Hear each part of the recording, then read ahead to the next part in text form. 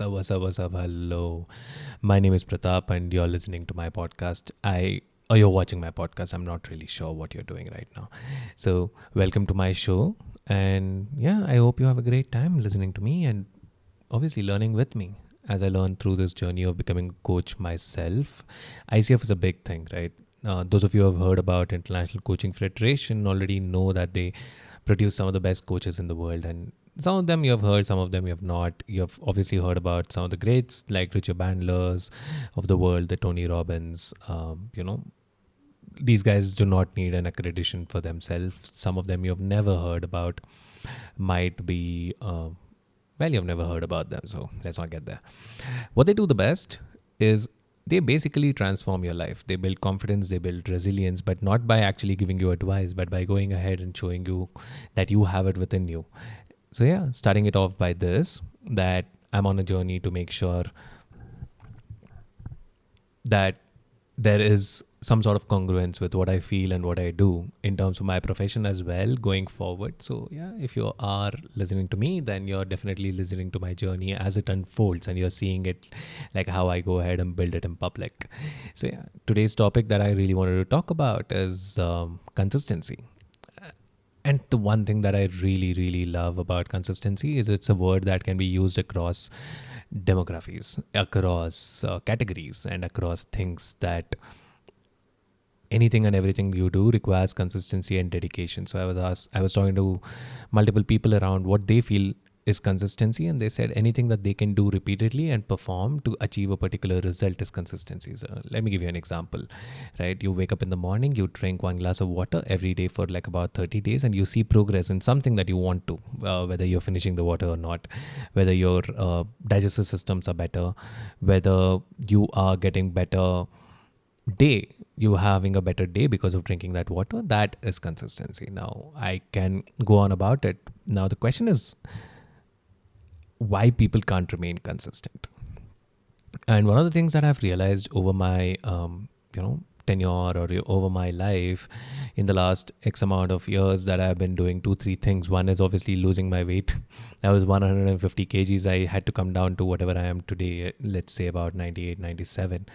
Or even in terms of working with some of the greatest minds in the world, in the country, or even building schools in some northern part of the country, right? So one thing that I've realized is that people don't remain consistent, not because they did not want it enough, not because they did not have better purpose, or they did not have a better understanding of their path or direction. It's because there is a resistance within all of us, right? Let me make this very clear. There is a resistance within all of us that is driven by our own experiences, our own biases, and our own beliefs. Somebody who's not hitting the gym on a Monday morning after having taken that membership from the gym is probably because they have a certain belief about going to the gym, or they have a certain belief about changing their comfort zones. You cannot change behavior unless you change your beliefs. Somewhere along the lines, you will also see what I really mean about that in terms of the whole Milton model and the neuro-linguistic programming systems. But very simply put, we all have certain beliefs, and our behaviors are driven by those beliefs. Somebody who believes that money is everything, all their behaviors are pushed towards making money in any particular situation. The good part about this is that belief systems are not as rigid as we think they are. As a father, your belief system might be different. As a husband, your belief system might be different. And as a son, your belief system might be different. And you can be the same person. You can have different identities as a father, as a husband, as a son. And your belief system about anything can keep changing over a period of time. Now, when it comes to staying consistent, a lot of people actually do not stay consistent, not because of lack of purpose, which is what people actually say out there, but that's not true. Why they don't remain consistent is because, well, their beliefs don't let them. Now, let's take an example of myself, right? So one of the very unfortunate beliefs that I had about going to the gym or getting thinner is that I will lose my personality, a personality that is very, very close to my heart, that I was not hefty, but I had a good personality. I was big and I could do, basically that's an integral part of me and identity.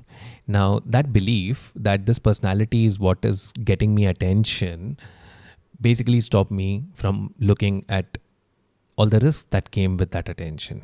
Obviously, not directly, but indirectly. Now, let's think about obesity as a problem, and it is a disease. All the health risks, all the heart risks, everything that related to the joints, anything related to age, and especially about the fact that once you age, right? I'm nearing 30, and once you start aging, you lose muscle. Every 5 years, probably you lose about 5% of muscle. And please do not quote me on that. I will Google and get back to you. But in reality, you lose muscles by the time you're 40, 45, and then what? If no muscle in the body, then boss, you don't really have any methodology for your body to consume fat, and that just means that you're going to store a lot of fat. So what I started overlooking was all of this, because I had a belief that my personality is basically, my identity is basically that of me being a hefty man or a boy, right? And somebody else, I remember this very awesome coach of mine that I'm getting trained under, Prosperity, asked me this: what beliefs do you have in terms of becoming a coach, becoming an ICF coach? Now, what I've heard about being an ICF coach is that they charge about 20,000 for a session of 1 hour. And for somebody who comes from a middle class family, for somebody who's probably taken buses all through his childhood and adulthood, who has saved every penny to have that favorite breakfast of his on Sunday morning, who probably saved enough to make sure that he bought his first phone himself. For me, charging 20,000 never made sense. It's because I felt that's exuberant amount of money for 1 hour worth of time, something that they can do themselves. I coined it as by the elite, for the elite, to the elite. Coaching is that. Now that's the belief system which is stopping me from becoming a great coach. Now where does that come from is, think about this. Where have I learned about coaching? What have I really seen? I've seen it on Instagram. I've heard about it from some of the top actors in the world, that they have coaches, they have wellness coaches. I've heard about it from CEOs of the world that they have wellness coaches. One thing that I have also to realize about consistency is that these beliefs are so deep rooted. It comes not only from now, but also from childhood. So when that belief popped up that this is for the elite, by the elite, to the elite, the only thing that I could remember was, hey, these coachings are for rich people. We are not rich, and this is not for us. And that probably would have broken my consistency streak around practice, around going to the coaching classes. But what really happened was I got coached through it. What I understood is it comes from a particular small experience that I've had where I learned about coaching through podcasts where they were talking about, they also were talking about their first world problems of not being able to choose a sari or a shirt for a gala night. And it did not make sense to me. But I also asked myself, hey, there are other people around me. There are other people who are actually going through this coaching as I'm going through it. Are they rich? Are they elite? No, they're not. I went out in the world. I tried to find people who have done coaching or gotten coached by a wellness coach. They're not elite. They're not somebody who has done something exuberant. They're just normal people like me and you, senior managers, people, homemakers. So it took a while. It definitely took a while to understand why my belief is what it is. But I also needed newer experiences and newer patterns to overlap those beliefs. And the same is with you. If you believe you're not being able to be consistent, ask yourself a simple question. Why? Why do you think? And what is your mind actually telling you when you are not consistent? How to build consistency? There's this one amazing module that I do with myself and with others as well. I ask myself, what are my strengths? What are these pivotal moments in my life where I have been able to remain consistent? There have been a few. Let me give you an example. I did go through 2 years of journey in terms of fitness. I remained consistent. I went to the gym. I made sure I was there. I also have been able to hang on to a job for 5 years before I quit it. The reason I was able to do that is, well, that's the second part. Once you ask yourself, what part of my life have I been really consistent? The next question you really need to ask yourself is, what strengths have helped me remain consistent in those moments? These strengths can be anything. For me, it was curiosity, it was learning. That has been one of the biggest strengths in my life, and I've used it to the most in my ability. I've used it to the best. I use it to learn better, learn more, learn faster, and stay curious. What it does, it opens up a door for you, which only leads upwards in terms of growth. It definitely helps you become better. It definitely helps you become brighter when it comes to knowing who you are.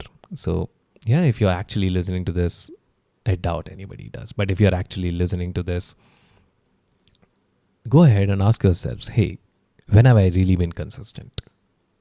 And ask yourself, what strengths have really helped me? After you ask these two questions, the next question that I really ask myself every time I want to remain consistent in something and I model this day in, day out is, how can I use that strength today to continue to remain consistent in what I'm going to do?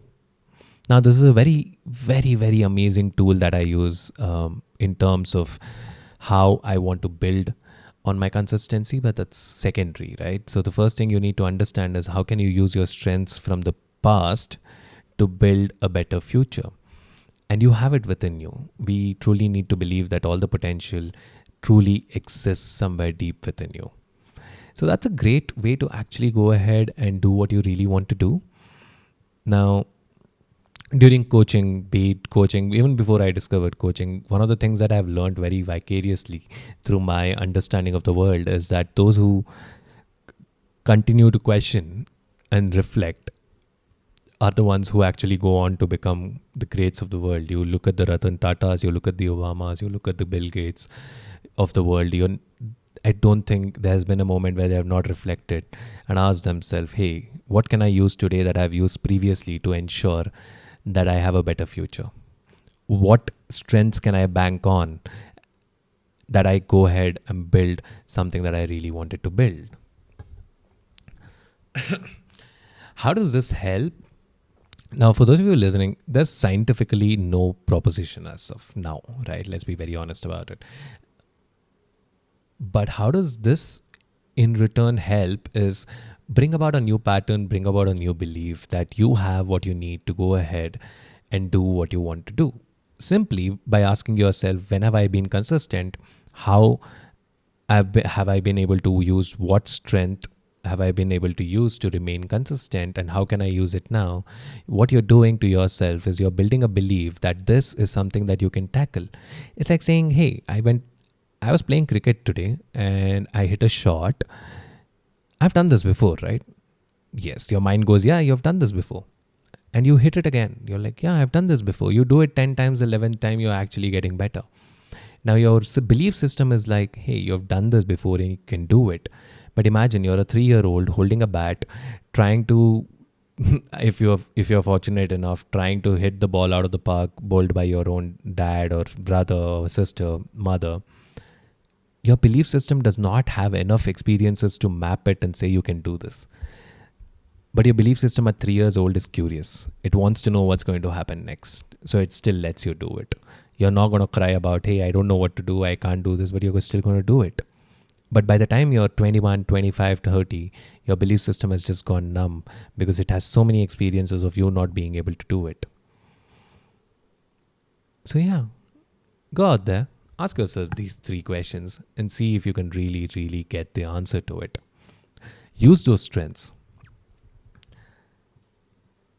Eventually, no matter what remains is the future self that you have imagined for yourself. This is me, Pratap Simha, signing off from, one other podcast.